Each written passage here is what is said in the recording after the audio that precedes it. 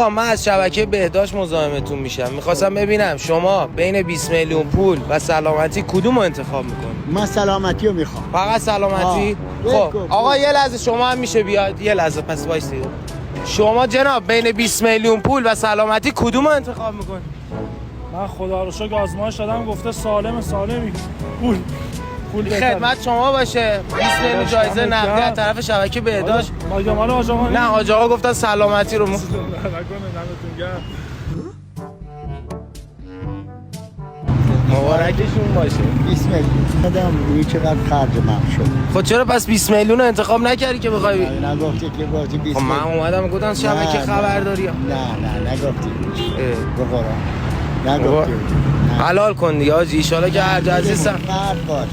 چی؟ مرد باش بدمون 20 میلیون. حاجی دیگه خب نگفتی. من کارت هدیه رو دادم به اون آقا رفتی.